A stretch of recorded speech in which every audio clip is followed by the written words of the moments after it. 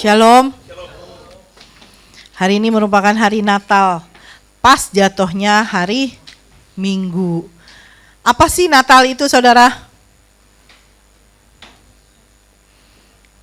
Natal, dalam etimologi kata Natal itu berasal dari ungkapan bahasa Latin, dies natalis, yang berarti hari kelahiran, hari lahir.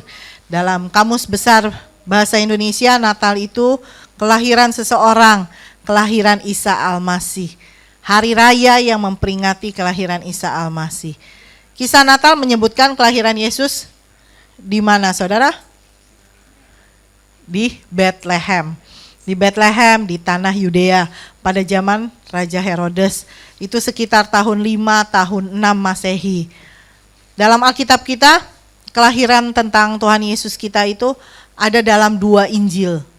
Dalam kitab Matius dan kitab Lukas. Hanya di 2 Injil ini saja diceritakan tentang kelahiran Tuhan. Dari kitab Matius kita bisa melihat perihal tentang kedatangan orang Majus yang mencari menyembah raja yang baru lahir itu.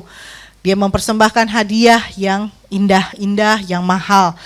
Dari Injil Lukas, dia menceritakan lebih detail.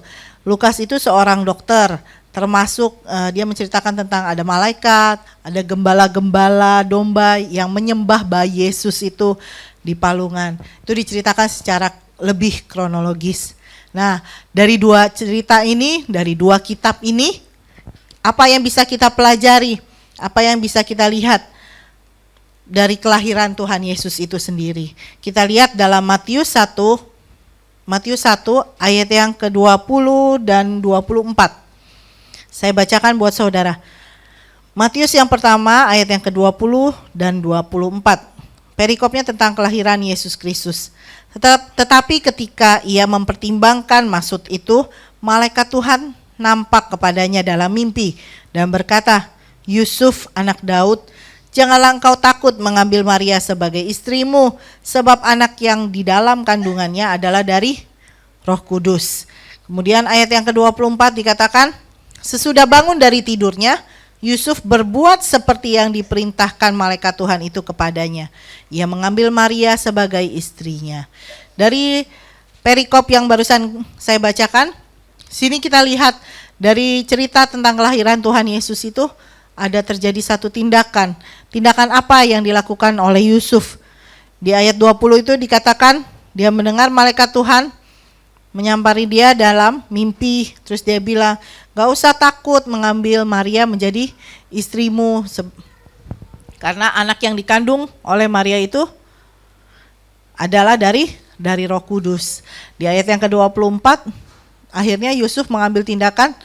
Dia bukannya meninggalkan Maria, tetapi dia menjadikan Maria tetap sebagai istrinya. Dia taat melakukan apa yang dia dengar dari Tuhan. Kemudian dalam Matius 2 ayat 13 dan 14. Matius pasal yang kedua ayat 13 dan 14. Kembali saya bacakan buat saudara. Setelah orang-orang Majus itu berangkat, nampaklah malaikat Tuhan kepada Yusuf dalam mimpi dan berkata, bangunlah, ambillah anak itu serta ibunya, larilah ke Mesir dan tinggallah di sana sampai aku berfirman kepadamu. Karena Herodes akan mencari anak itu untuk membunuh dia. Ayat yang ke-14, Maka Yusuf pun bangun, diambilnya anak itu serta ibunya malam itu juga, lalu menyingkir ke Mesir. Pada saat ini Yesus sudah agak besar, sudah bukan bayi yang merah lagi, tetapi sekitar 2 tahunan gitu. Dia di orang-orang Majus ini, bukan orang Majus maksud saya, Yusuf ini dikasih tahu oleh malaikat Tuhan, ayo bangun, ambil anakmu, ambil istrimu, kemudian pergi ke Mesir, ke tanah Mesir. Karena apa? Ada Herodes, Raja Herodes sedang mencari anakmu itu, dia ingin membunuh anakmu itu. Kemudian yang dilakukan Yusuf, dia taat. Dia di ayat 14 ini dikatakan, maka Yusuf pun bangun, diambilnya anak itu serta ibunya malam itu juga, lalu menyingkir ke Mesir. Jadi begitu dia dengar, disuruh, ayo bangun, bawa istrimu, bawa anakmu, lari ke Mesir. Dia kerjakan saat itu juga, malam itu juga dia bawa anaknya, dia bawa istrinya, dia pergi ke Mesir. Itu tindakan kedua yang dilakukan oleh Yusuf. Kemudian tindakan yang ketiga di Matius 2 ayat 19. Di Matius 2 ayat yang ke-19. Saya bacakan, setelah Herodes mati, nampaklah malaikat Tuhan kepada Yusuf dalam mimpi di Mesir. Katanya, bangunlah, ambillah anak itu serta ibunya dan berangkatlah ke tanah Israel. Karena mereka yang hendak membunuh anak itu sudah mati. Lalu Yusuf pun bangun, diambilnya anak itu serta ibunya dan pergi ke tanah Israel. Jadi pada saat dia dari Israel, ayo pergi ke Mesir, dia langsung pergi ke Mesir. Begitu dari Mesir, malaikat Tuhan bilang lagi, udah orang yang ingin membunuh anakmu sudah mati, sekarang balik pulang ke tanah Mesir. Dia kerjakan tanpa berargumen sama sekali. Ayat yang ke-21 tadi dikatakan, Yusuf pun bangun, diambil anaknya, dia ambil istrinya, lalu pergi kembali ke tanah Israel. Itu tindakan ketiga yang dilakukan oleh Yusuf. Yang keempat, Matius 2 ayat ke-8 dan 12. Matius 2 ayat yang 8 dan 12. Ayat yang 8, kemudian ia menyuruh mereka ke Betlehem, katanya, pergi dan selidiki dengan seksama hal-hal mengenai anak itu, dan segera sesudah kamu menemukan dia, kabarkanlah kepadaku supaya aku pun datang menyembah dia. Jadi ini tentang orang-orang Majus dari timur. Orang-orang Majus ini ingin mencari bayi Yesus. Bukan bayi lagi, batita. Kemarin kita dengar, Pak saya ada menceritakan, pada saat orang Majus mencari Yesus itu, sudah bukan bayi mungil yang masih merah. Dia sudah beranjak menjadi batita. Nah, pada saat dia lagi mencari, dia ketemu Herodes. Terus Herodes bilang, kalau kamu udah ketemu, jangan lupa kasih tahu saya mau datang untuk nyembah dia. Padahal itu cuma ngomongannya doang. Dia tidak bermaksud untuk menyembah, bahkan dia mau membunuh bayi itu. Kemudian di ayat yang ke-12, apa yang dikatakan orang-orang Majus itu? Dan karena diperingatkan dalam mimpi supaya jangan kembali kepada Herodes, maka pulanglah mereka ke negerinya melalui jalan lain. Jadi bukannya dia pergi lewat sini misalnya. Dia pulang, kan dibilang Herodes, ntar kasih tahu lagi ya, kalau kamu udah berjumpa anak itu, nanti kasih tahu saya supaya saya bisa ikut menyembah dia. Tapi ternyata dia diperingatkan oleh malaikat Tuhan dalam mimpi, jangan kembali ke jalan yang waktu kamu pergi. Akhirnya dia memutar arah, dia balik ke jalan yang lain, jadi nggak ketemu sama Herodes. Itu ketaatan yang dilakukan oleh orang-orang Majus itu. Jadi dari Injil Matius kita dapat ada empat tindakan yang dilakukan oleh Yusuf dan orang-orang Majus itu. Dia melakukan TAAT, taat. Dikasih tahu, langsung dikerjakan tanpa berargumentasi sama sekali. Itu yang dikatakan dalam kitab Matius tentang kelahiran Tuhan. Diawali dengan ketaatan dari Yusuf dan orang-orang Majus. Sekarang mari kita lihat dari kitab Lukas. Lukas pasal yang ke-1, ayat yang ke-30, 31, 34, 38. Paseh minta tolong baca. Lukas pasal yang ke-1 ayat yang ke-30. Kata malaikat itu kepadanya, "Jangan takut hai Maria, sebab engkau telah beroleh kasih karunia di hadapan Allah." Ayat yang ke-31. Ayat 31, kata malaikat itu kepadanya, "Jangan takut hai Maria, sebab engkau telah beroleh kasih karunia di hadapan Allah. Sesungguhnya engkau akan mengandung dan akan melahirkan seorang anak laki-laki, dan hendaklah engkau menamai dia Yesus." Ayat 34. Kata Maria kepada malaikat itu, "Bagaimana hal itu mungkin terjadi? Karena aku belum bersuami." Ayat 38. Kata Maria, "Sesungguhnya aku ini adalah hamba Tuhan, jadilah padaku menurut perkataanmu itu." Lalu malaikat itu meninggalkan dia. Ya. Dalam kitab Lukas kita pelajari tadi Yusuf melakukan ketaatan itu, makanya bayi Yesus bisa lahir, bayi Yesus bisa selamat dari pembunuhan yang mau dilakukan oleh Herodes. Dalam kitab Injil Lukas kita lihat Maria dikatakan tadi apa? Dia disuruh, kamu akan mengandung dan akan melahirkan anak dan menamai dia Yesus, dikatakan di ayat yang ke-31 tadi. Tetapi Maria bertanya, dia diperkirakan sekitar umur 12 tahun. Biasanya kan masih memikirkan untuk main, untuk apa ya.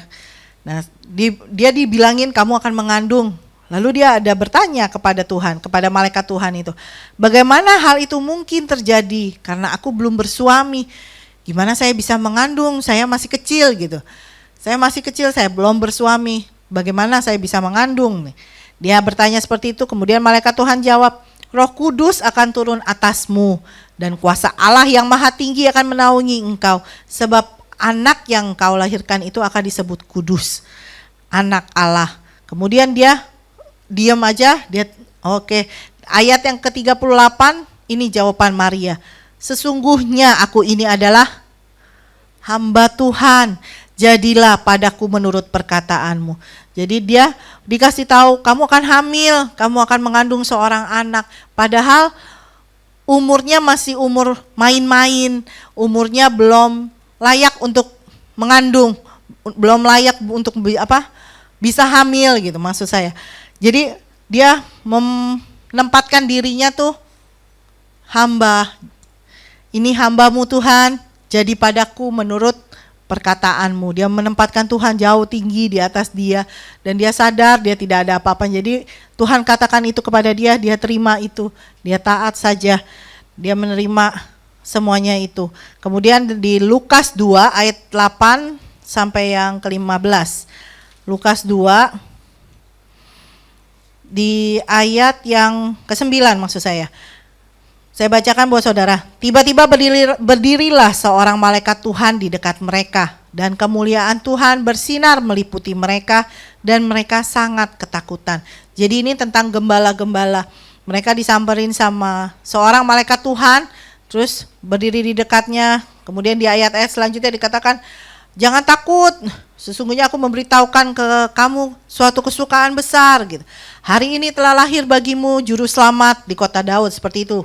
Terus apa yang dilakukan gembala-gembala ini? Pada perikop ini di ayat yang ke-15 dikatakan, setelah malaikat-malaikat itu meninggalkan mereka dan kembali ke sorga, gembala-gembala itu berkata seorang kepada yang lain, marilah kita pergi ke Bethlehem untuk melihat apa yang terjadi di sana, seperti yang diberitahukan Tuhan kepada kita. Jadi gembala-gembala ini pun dia dengar, dibilang telah lahir juru selamat di kota Daud. Jadi dia meninggalkan pekerjaannya, dia meninggalkan domba-dombanya, dia taat, dia mau mencari bayi Yesus itu. Dia mau menghampirinya, dia mau berjumpa dengan bayi Yesus ini. Di ayat yang ke-15 tadi dikatakan, mereka, marilah kita pergi, ayo dia kumpulin teman-temannya, kita pergi ke Bethlehem, kita mau menjumpai bayi itu. Itu yang dilakukan gembala. Jadi tadi siapa aja? Ada Yusuf, ada Maria, ada orang Majus, ada gembala-gembala. Kelahiran Yesus ini diawali dengan tindakan orang-orang ini, yaitu melakukan ketaatan. Itu yang dilakukan orang-orang ini. Suatu tindakan yang dibilangnya hampir sama. Dari keseluruhan ceritanya itu, mereka kebanyakan dengar Tuhan berfirman, tidak bertanya, tidak protes, tidak berargumentasi, tetapi langsung ya "Ya, saya ini hambamu, saya mau melakukan kehendak-mu." Gitu. Jadi dia taat tanpa berargumentasi. Lewat ketaatan mereka, Yesus bisa lahir. Lewat ketaatan mereka, Yesus tidak dibunuh sama Raja Herodes. Lewat ketaatan mereka, Yesus bisa bertumbuh dari bayi, batita, balita, terus beranjak dewasa sampai dia bisa mengorbankan dirinya. Dia bisa taat sama bapaknya. Dia tahu dia jadi manusia, tetapi dia ada bapaknya yang menyuruh dia untuk menjadi manusia itu. Dan apa yang diperintahkan, dia taat.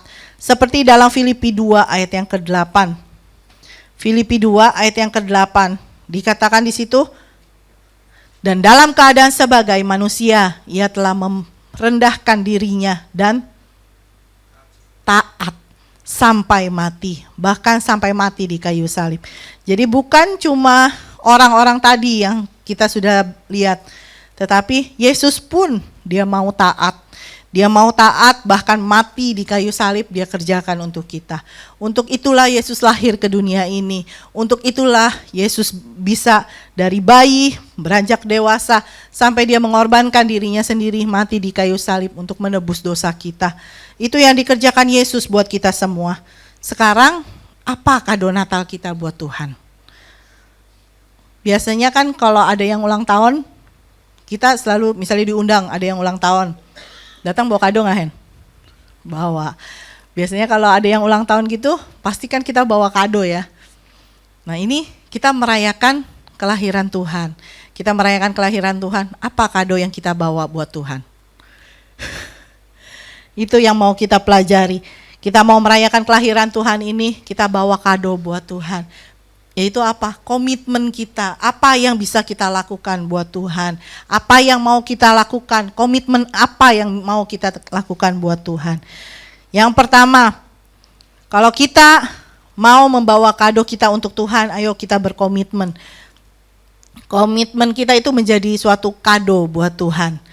Yaitu apa? Kita pun harus taat, sama seperti yang tadi. Yusuf taat, Maria taat, orang-orang Majus taat, gembala taat. Yesus sendiri pun taat. Mereka mau taat, kita pun harus meneladani apa yang telah mereka lakukan.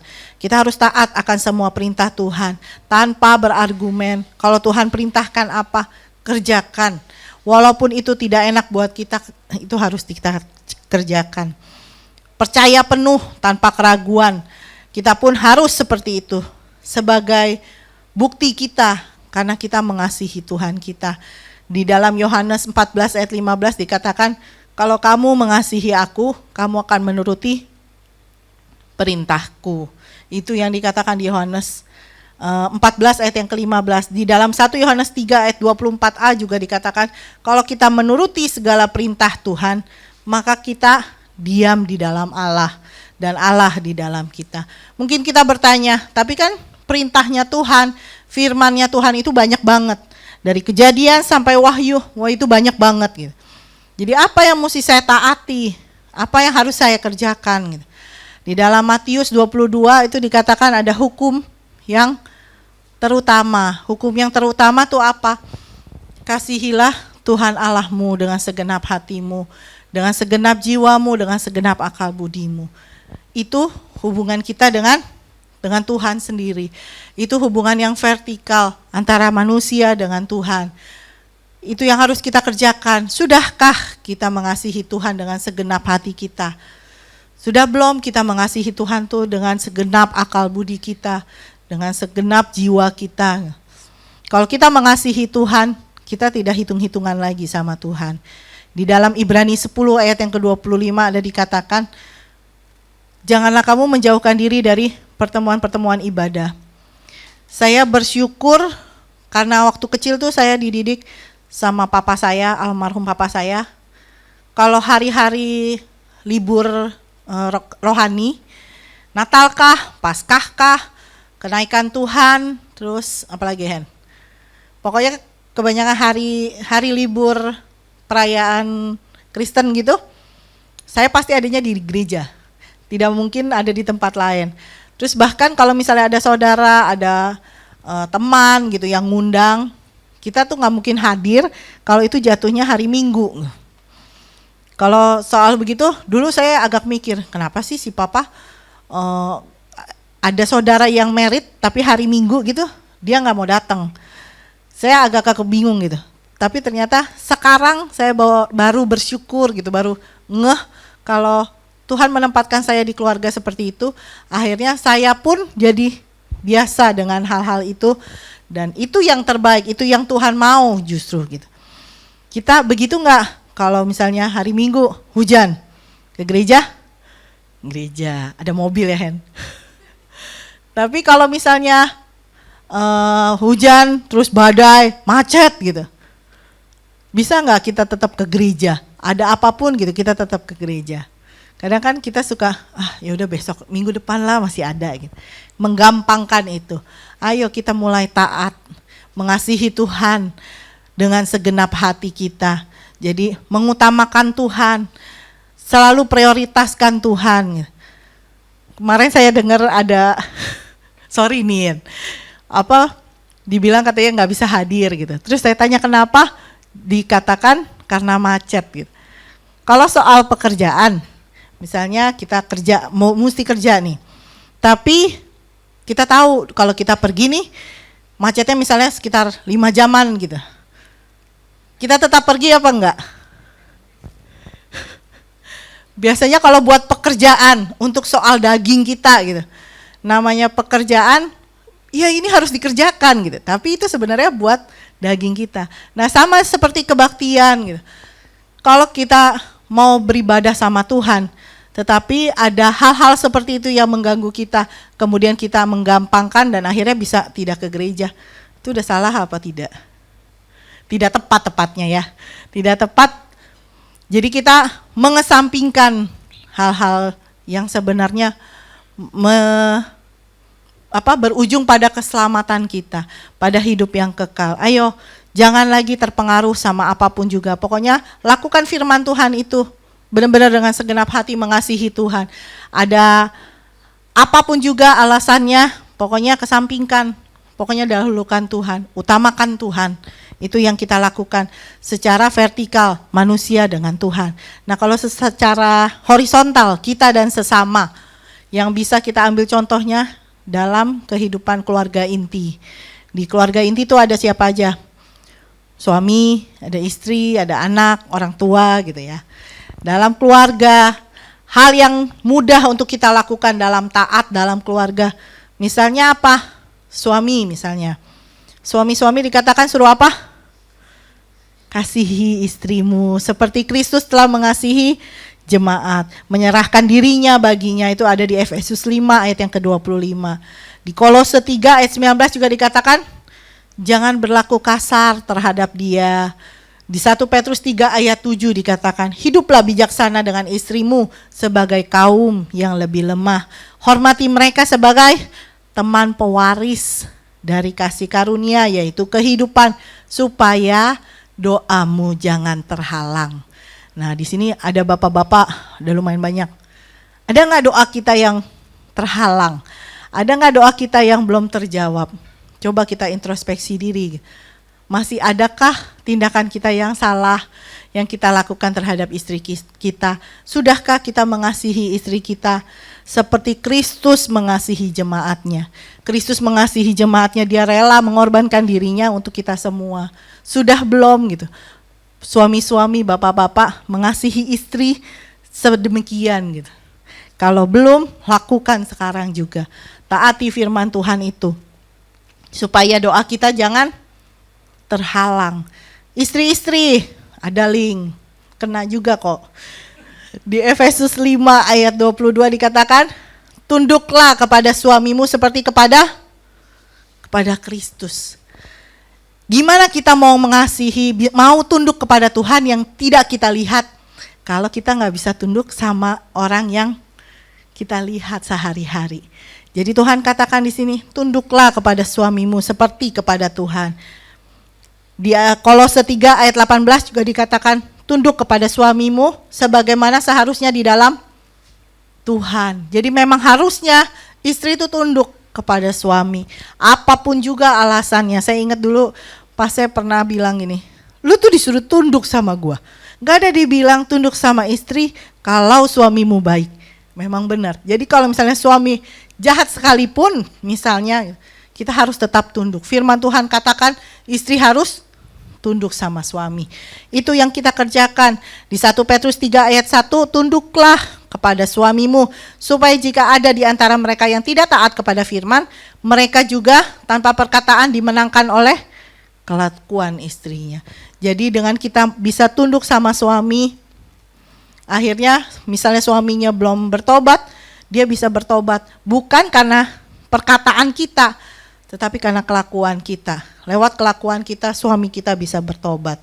Kemudian ada anak dan orang tua. Anak-anak disuruhnya apa? Taatilah orang tuamu di dalam Tuhan. Itu ada di Efesus 6 ayat yang pertama. Taatilah orang tuamu dalam segala hal. Dalam segala hal, ada di Kolose 3 ayat yang ke-20. Taat kepada orang tua itu harus hukumnya. Gimana kalau misalnya orang tuanya tuh belum bertobat, belum percaya gitu. Masa harus menjalankan apa yang dia suruh gitu. Pokoknya kita harus taat. Apapun juga harus taat. Asal jangan tukar iman percaya kita dengan apa yang disuruh orang tua itu. Jadi bagaimana kalau misalnya kita harus mengerjakan sesuatu yang bertolak belakang dengan iman kita? Minta hikmat Tuhan. Minta hikmat Tuhan, minta Tuhan yang tolong kita bagaimana harus bertindak supaya kita tidak kurang ngajar kepada orang tua, tapi kita juga tetap melakukan firman Tuhan, yaitu taat pada orang tua. Itu yang bisa kita lakukan yang paling mudah yang ada dalam kehidupan kita. Jadi apa? Kado yang pertama yang bisa kita kerjakan sebagai komitmen kita buat Tuhan. Taat. Taat dalam keseluruhan hidup kita. Taat kepada Tuhan, taat kepada sesama. Itu yang pertama yang harus kita kerjakan. Kalau kita tidak mengerjakan itu, Tuhan dibilang di dalam 2 Tesalonika 1 ayat 8-9. Saudara bisa baca nanti di rumah. Di situ dikatakan kalau kita tidak mau taat, ada pembalasan dari Tuhan. Tuhan akan membalas itu. Dengan apa? Hidup kekal yang sudah Dia berikan buat kita itu diambil dari kita. Kita bisa kehilangan hidup kekal itu hanya karena kita tidak mau taat. Jadi hal yang kelihatannya simple, hal yang kelihatannya kecil bisa hilang dari kita karena cuma gak mau taat aja. Itu jangan sampai kita lakukan hal itu. Ayo kita bawa kado kita taat pada Tuhan. Yang kedua, kado kita untuk Tuhan, komitmen kita untuk Tuhan yaitu mengerjakan amanat agungnya Tuhan. Di dalam Matius 28 ayat yang ke-19 dan 20. Minta tolong Paseh. Matius 28 ayat 19 sampai 20. Karena itu pergilah, jadikanlah semua bangsa muridku dan baptislah mereka dalam nama Bapa dan Anak dan Roh Kudus. Dan ajarlah mereka melakukan segala sesuatu yang telah kuperintahkan kepadamu. Dan ketahuilah, aku menyertai kamu senantiasa sampai kepada akhir zaman. Nah, yang tadi yang pertama kita sudah mau taat. Sesudah kita sendiri taat akan firman Tuhan, akan semua firman Tuhan, akan semua perintah Tuhan, maka kita pun harus pergi. Kita pun harus pergi untuk menjadi saksinya Tuhan. Kita harus mengajar orang-orang lain yang belum mengenal kebenaran firman Tuhan, yang belum mengenal Tuhan Yesus yang kita sembah itu, Dia juru selamat kita. Kita ajar orang-orang itu untuk mengenal Yesus, untuk mengenal firman-Nya. Jadi saksi Tuhan.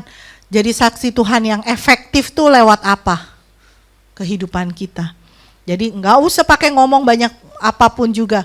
Biasanya kalau kita ngomong, akhirnya debat, ntar malah jadi selek gitu. Yang paling gampang kita kerjakan lewat keseluruhan hidup kita. Seperti kemarin khotbahnya dibilang ada perubahan hidup yang harus terlihat. Ada perubahan hidup, kita harus fokus sama Tuhan. Lewat perubahan hidup kita yang sudah kita kerjakan, orang lain pasti bisa lihat ada perubahan yang terjadi dalam hidup kita. Lewat itu, tanpa kita ngomong, tanpa kita banyak bacot lah gitu. Orang bisa lihat Kristus yang ada di dalam kita. Saya ingat dulu pas saya pernah dapat amanah dari papa almarhum. Waktu dia sakit, dia ada bilang, bantu Papa Riaji ya gitu. Jangan keluar, pokoknya kamu bantu Papa Riaji. selama Bapak masih ada kamu bantu Papa Riaji gitu. Terus saya ingat berapa kali pas saya ada ngomong, gue udah gak nyaman nih di TB gitu. Terus saya langsung bilang, ingat Papa kan udah bilang bantu Bapak, jangan tinggalin gitu. Akhirnya beberapa kali seperti itu gitu. Sampai terakhir bukan kita yang meninggalkan TB, tapi kita yang ditendang keluar dari TB gitu. Jadi pas itu saya juga udah sukacita, udah memang jalannya Tuhan gitu. Kalau amanah agung aja dari manusia kita harus kerjakan, apalagi ini amanat agung dari Tuhan. Tuhan sendiri yang sudah bilang, ayo pergi jadikan semua bangsa muridku, ajarlah mereka gitu. Ayo sekarang lewat hidup kita, pakai hidup ini untuk menangkan banyak jiwa bagi Tuhan, untuk memenangkan orang-orang di sekitar kita yang belum mengenal firman Tuhan, yang belum sungguh-sungguh percaya Yesus. Lewat hidup kita, seluruh hidup kita juga jadi contoh, jadi teladan untuk mereka. Jadi tanpa ngomong panjang, kita bisa memenangkan jiwa bagi Tuhan. Itu yang harus kita kerjakan. Jadi ada 2 komitmen kado kita buat Tuhan malam hari ini, yaitu apa? Taat akan semua perintah Tuhan tanpa berargumen. Sama sekali, kerjakan saja semua firman Tuhan itu. Yang kedua, menjalankan amanat agung Tuhan. Jadi saksi Tuhan lewat hidup kita. Itu yang harus kita kerjakan dalam hidup ini. Mau saudara mengerjakan komitmen ini? Amin. Biar kita sama-sama bisa membawa kado ini buat Tuhan. Haleluya. Beri kemuliaan buat Tuhan. Saya persilahkan. Haleluya. Kekasih Tuhan, bahwa ditekankan tadi bahwa di dalam Natal kita harus memberikan yang terbaik kepada Tuhan. Ya, ada kado yang harus kita berikan kepada Tuhan. Yang pertama tadi kita harus berikan kado dalam bentuk ketaatan kepada Tuhan.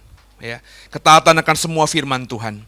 Dan yang kedua tadi kita harus juga menjadi pengemban amanat agung. Ya, ini yang harus dikerjakan oleh kita. Jangan sampai Bapak Ibu melewati Natal 2016 tanpa memberikan sesuatu yang berharga bagi Tuhan. Emas dan perak saudara sebenarnya tidak berharga bagi Tuhan. Kenapa? Karena emas dan perak itu punya Tuhan. Ya. Tapi Tuhan ingin kita lebih lagi menjadi manusia-manusia Kristen, saudara. Orang-orang percaya yang bukan cuma excellent di mata manusia tapi di mata Tuhan. Ya. Menjadi orang yang taat itu adalah hal yang harus Bapak Ibu dan saya kerjakan. Saya mau tambahkan satu, saudara. Ya. Tadi Pastor Silvi bilang ada 2 kado yang harus diberikan. Yakni ketaatan total kepada Tuhan secara vertikal. Dan juga ketaatan, maafkan saya, yang kedua adalah menjadi pelaku firman. Ini ketaatan dalam bentuk horizontal, saudara. Supaya kita bisa menangkan orang. Bagaimana mungkin kita bisa mengatakan bahwa saya percaya surga, sedangkan ada orang di kiri kanan kita yang notabene masih punya hubungan darah, tapi kita nggak peduli pada nasib kekekalan mereka. Itu yang saya mau katakan. Saya tidak percaya ada orang Kristen sangat mempercayai adanya surga. Saya tidak percaya ada orang Kristen bilang, saya sangat percaya adanya surga, tapi kalau bisa ketemu atau masih punya orang yang terdekat dengan kita yang belum kenal Tuhan, yang kita tahu secara iman Kristen kalau mereka tidak kenal Tuhan, nasib kekekalan mereka pada berujung maut, kita tidak punya empati, kita tidak punya simpati, kita tidak mau jadi berkat buat mereka. Itu yang harus dikerjakan. Yang kedua, bicara mengenai Natal. Ya, saya sudah sempat singgung di malam hari kemarin. Itu bicara mengenai korban, saudara. Jadi lucu, banyak orang Kristen hari 25 Desember berduyun-duyun ke gereja, merayakan Natal dengan bombastis, tapi nggak memaknai Natal dengan sungguh. Natal bicara tentang korban, tidak lain tidak bukan, saudara. Yang pertama, ya, Natal bicara mengenai korban. Kenapa? Karena Bapa di surga mengorbankan anak tunggalnya yang dikasihnya. Karena begitu Allah cinta dunia, maka diberikannya anaknya yang tunggal. Natal bicara mengenai korban dari Bapa. Dia begitu mengasihi anak tunggalnya, selalu ada di sebelah kanan dia, Alkitab katakan. Tapi Karena dia mengasihi kita, dia mengorbankan anaknya yang tunggal untuk menjadi manusia yang kalau kita pelajari dalam kitab Injil, dianiaya, disakiti, dizolimi, diperlakukan tidak layaknya sebagai seorang Allah. Natal bicara mengenai korban, karena Bapa mengorbankan anaknya yang tunggal untuk kita. Kenapa Natal juga bicara mengenai korban?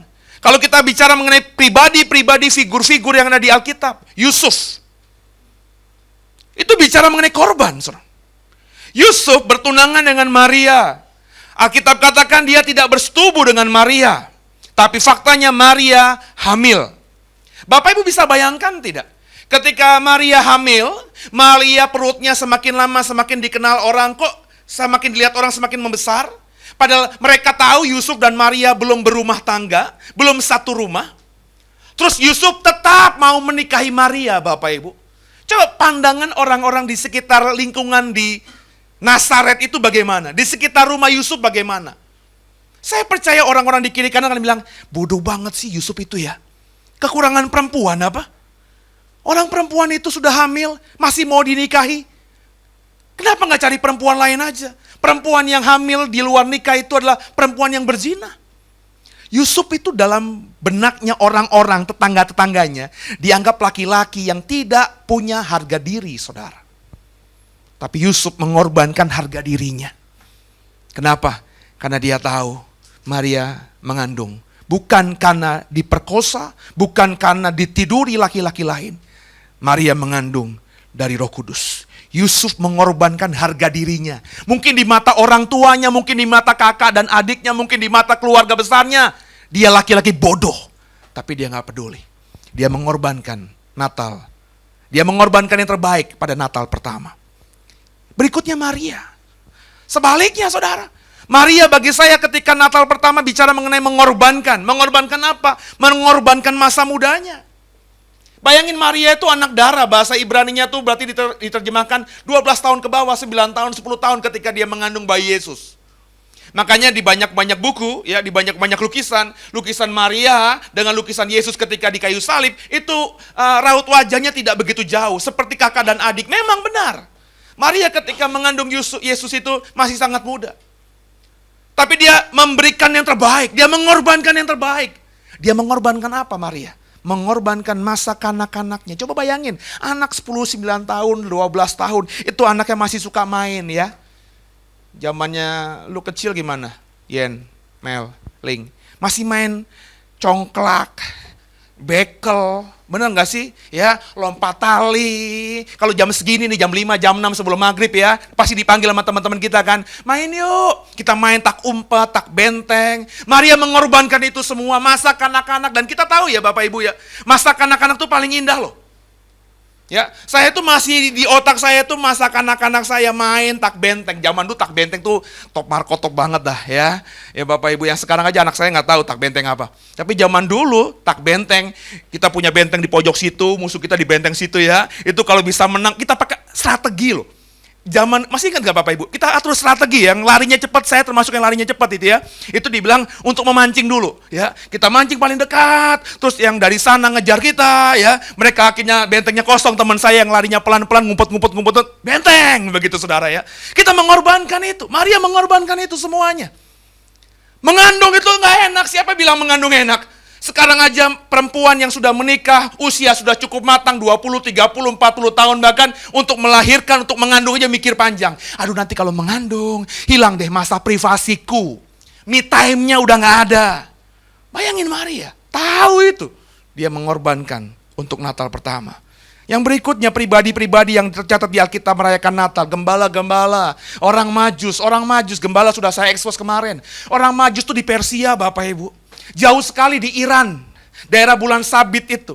Mereka di sana bukan orang yang pengangguran, mereka di sana bukan orang yang tidak punya pekerjaan, mereka di sana bukan orang yang tidak punya uang. Mereka tinggal duduk saja, karena dia orang pintar, orang bijaksana, wise man dalam bahasa Inggris. Orang datang untuk minta nasihat kepada orang ini, membayar sesuatu untuk nasihat yang mereka terima.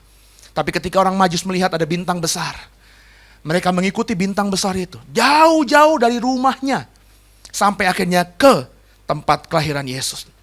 Mengorbankan waktu mereka. mengorbankan tenaga mereka. Karena dari tempat tinggal mereka menuju ke Bethlehem, saudara, itu durasinya cukup panjang. Padang gurun, saudara, melewati ke daerah yang tidak bertuan. Mereka juga mengorbankan yang terbaik. Faktanya ketika mereka bertemu dengan bayi Yesus, mereka bukan datang dengan tangan hampa. Takkan ku datang dengan tangan yang hampa. Dia datang dengan yang terbaik, saudara. Emas, kemenyan, dan mur. 3 barang yang tidak dimiliki oleh orang-orang biasa di zaman itu. 3 barang yang harganya sangat luar biasa. Melihat ketiganya diberikan kepada bayi miskin. Kepada orang tua miskin. Saudara, semua orang yang di Alkitab memaknai Natal dengan berkorban. Di Natal 2016 ini, menambahkan apa yang Pastor Silvi katakan. Saudara, sudahkah memberikan korban terbaikmu? Kalau kau lewati Natal, tapi kau tidak memaknainya dengan korban, mengorbankan dirimu, mengorbankan kedaginganmu, mengorbankan milikmu, mengorbankan dirimu untuk kau berikan kepada Tuhan, maka saudara memaknai Natal. Ayo sama-sama di Natal 2016 ini, persembahkan, korbankan yang terbaik. Dalam Roma 12, yang Tuhan inginkan adalah hidupmu, dirimu. Persembahkan itu sebagai persembahan yang hidup, yang tak bercacat celah kepada Tuhan. Ayo berikan itu. Masuk 2017, saya sudah ngomong kepada saudara, ini last day, hari-hari terakhir. Ya, saudara udah sering dengar khotbah ini, terus saudara ngomong dalam hati, itu lagi yang diomongin Pase. Saudara udah dengar berkali-kali saya ngomong ini, tapi saudara tidak memaknainya dengan memberikan yang terbaik di dalam sisa hidupmu. Saudara berarti, maafkan saya, orang yang tegar tengkuk, orang yang sebebal orang Israel. Ayo saudara, carilah perkara-perkara di atas. Saya tidak bilang saudara harus tiap hari di gereja. Saya tidak bilang saudara harus beribadah bersama saya setiap hari. Tidak, saudara. Tapi paling tidak, jangan lewati hari demi hari. Senin, Selasa, Rabu, Kamis, Jumat, Sabtu, Minggu, tanpa saudara memiliki hubungan yang intim dengan Tuhan. Keintiman dengan Tuhan harus diciptakan lewat doa, lewat pujian penyembahan. Maka di bulan Januari nanti, tema besar kita di bulan Januari adalah keintiman. Saya ingin mengajar saudara di bulan Januari untuk memulai tahun yang baru dengan keintiman. Dengarkan saya, tanpa keintiman kau akan menjadi orang-orang Kristen, yang tertinggal. Yang tertinggal. Maka maknai Natal dengan 3 hal tadi. Berikan kado yang terbaik kepada Tuhan. Pertama, berjanji menjadi orang-orang yang taat kepada Tuhan. Taat akan semua firman-Nya. Yang kedua, berjanji untuk mengemban amanat agung. Lewat kapasitas kita masing-masing. Lewat apa yang kita miliki, jangan apa yang tidak kita miliki. Come on, saudara. Banyak orang bilang, saya akan jadi pengemban amanat agung kalau saya punya karunia seperti Pak Seno. Kalau saya punya kemampuan berdiri di mimbar. Jangan berjanji sesuatu yang belum kau miliki, saudara. Kau miliki apa, meskipun itu kecil di matamu, ayo berikan yang terbaik kepada Tuhan. Lewat kesaksian hidupmu, lewat menjadi surat Kristus yang terbuka, lewat seperti malam kemarin saya bilang, berkata-kata Tuhan berkatimu, God bless you. Bukan kepada orang-orang yang di gereja, tapi orang-orang yang di luar gereja. Orang menyakitimu, orang menzolimimu, kita bisa lepaskan pengampunan. Itu sama sebagai pengabar Injil. Pengabar Injil, saudara. Injil itu bukannya Alkitab. Injil itu kabar baik, saudara. The meaning of Injil itu kabar baik. Jadi orang yang mengabarkan kabar baik itu adalah penginjil. Ironisnya, banyak orang yang seperti itu, yang memberikan kabar baik, memberitakan kabar baik, itu bukan orang percaya. Saudara ya, kemarin ada gempa di Aceh. Terus belum lama di mana nih? Sumba ya? Di mana? Banjir di Bima ya. Saya browsing di internet, itu ada kelompok, saya sebut aja lah, saya kadang-kadang malu gitu, ya, Buddha Suci. Justru bagi saya mereka adalah pekabar-pekabar Injil, mengabarkan kabar baik, memberikan kabar baik, membawa kabar baik di tengah saudara-saudara yang sedang mengalami musibah. Ya. Mereka tidak mengatakan siapa Yesus, mereka tidak mengabarkan siapa Yesus. Ironisnya mereka tidak kenal Yesus, tapi mereka jadi pelaku-pelaku kabar baik itu. Masakan kita yang sudah tinggal dalam Tuhan tidak seperti itu.